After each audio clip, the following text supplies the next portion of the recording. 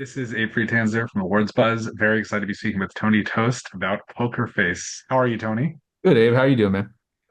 Good. We spoke, I think, a little over 2 years ago now about Americana right after it premiered at South by Yeah, Southwest. yeah, yeah, yeah. And I know the film is finally coming out soon, and I'm curious for those who are like, this guy who's working on Poker Face now, I wonder what his first film is like.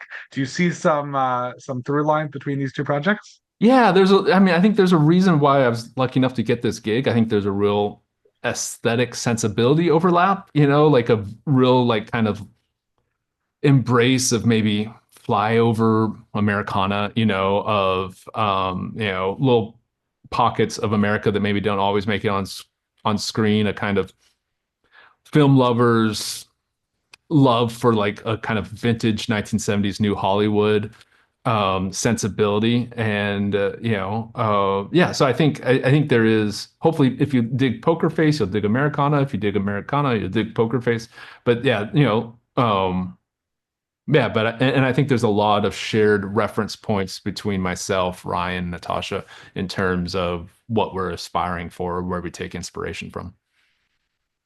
I think that's fair. What was your relationship with season one of Poker Face? Big fan. Just, like in a way, like it took me a little while to watch it because I had been wanting to.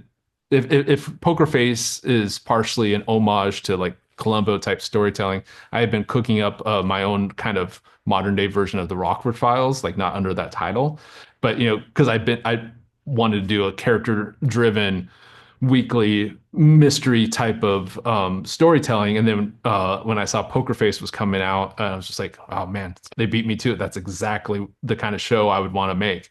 And then so I just yeah, then finally I watched it. I was like, yeah, it's even better than I thought it would be. And so yeah, I just came in an unabashed fan of season one. How would you say season two is different from season one, if it is? I would say season two is just like when I came into on this job, like part of my pitch was just like season one works, the show works. Like there's not something I think you guys need to course correct. Like I don't want to like change the DNA of the show.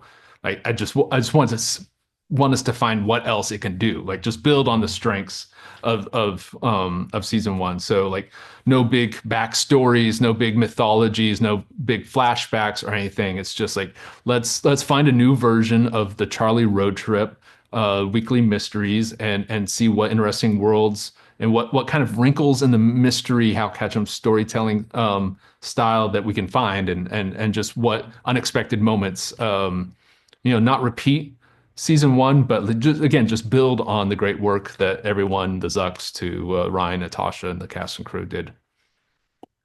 I do think this is an interesting specimen just because it's not a procedural. It's not a thing where you need to watch every episode. I think you probably want to, but there's a little bit of knowledge you could have, but also only having one series regular is a pretty bold choice, I would say. That I mean, she's quite memorable. I think she does a great job of carrying her own, but also to have each episode where she doesn't even appear until halfway through, I would say is definitely a risky thing, even after a successful first season. Is there any sort of trepidation about that still, or you think it I works and I it mean, does not play? try like creatively, like I love it. Like I like let's just keep, just the idea of get immersed in this world.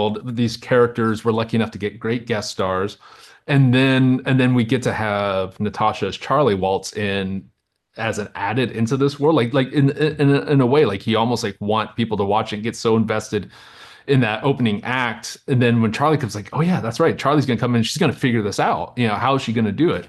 Absolutely no trouble. I think that storytelling template, it's like, to me, it's like a sonnet. Like you could you could find new variations on that storytelling structure like in perpetuity.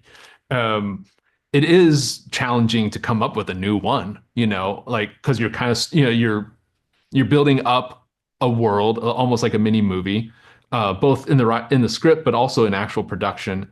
And then you spend 10 days filming it, and then you tear it down and you recast the whole show, other than Natasha, rebuild all new sets, find a new location, new dynamics, new everything. I underestimated just how challenging that is. But I think that's also like it's so worth it because you get this, each episode, like you get dropped into a new world. We get all these great guest stars. We get to give Charlie, some new interesting situation or dynamic to play. So, yeah, I think it could go on, you know, perpetuity. Well, So, in yeah. terms of the guest stars, it is great to see some really good, recognizable people, but I'm curious if there's anybody who we will meet over the course of season two who is not somebody people would easily recognize, you think is a great talent we should be looking out for in the future. Oh gosh, that's a great question.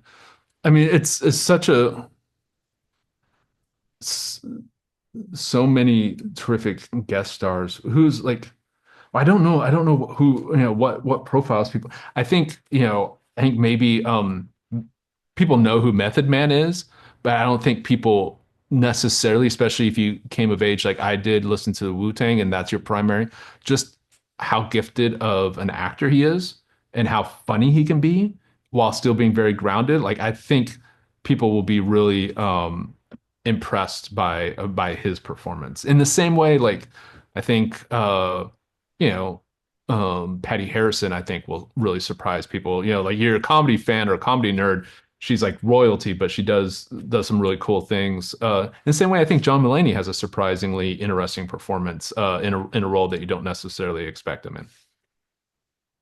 I like those choices. Yeah.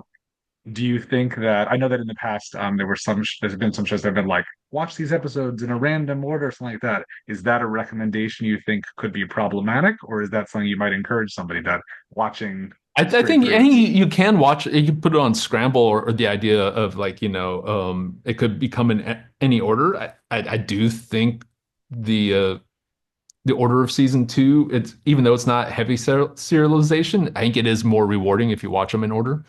So but whatever works for people, just as long as they watch it. Yeah. What have you learned from whatever brief look into the brain of Ryan Johnson you've had? I mean, it's been an extensive look. It's been a year and a half look, and he's the real deal. I mean, he has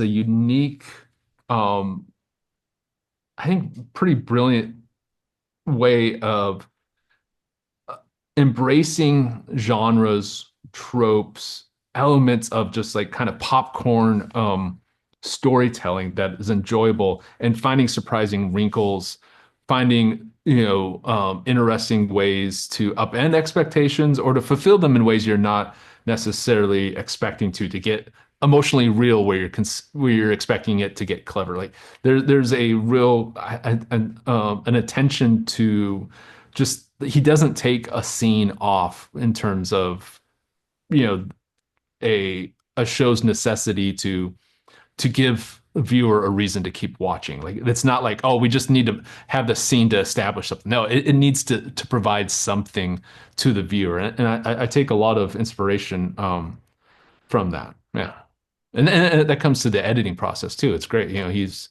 has a real like again just a real gift for zeroing in on what makes a scene special and making it just a little bit more special.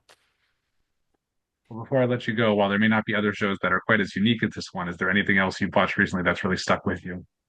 Yeah, I mean, I'm an old movie guy, so right now, I'm hoping to make my second movie later this year, and I'm kind of obsessively rewatching Dog Day Afternoon as a model that and After Hours.